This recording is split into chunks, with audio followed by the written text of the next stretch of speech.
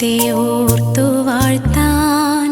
യേശുവിൻ്റെ ഏറ്റവും പ്രിയപ്പെട്ട കുഞ്ഞെ, സങ്കീർത്തനം 98.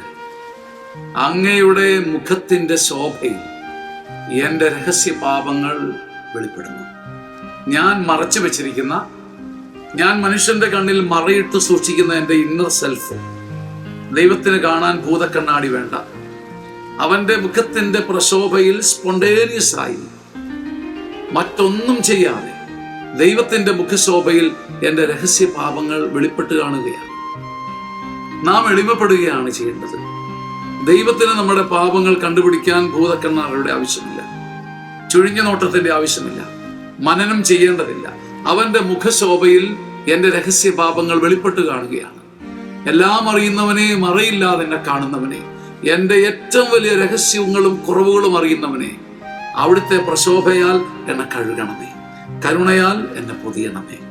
ആമേൻ.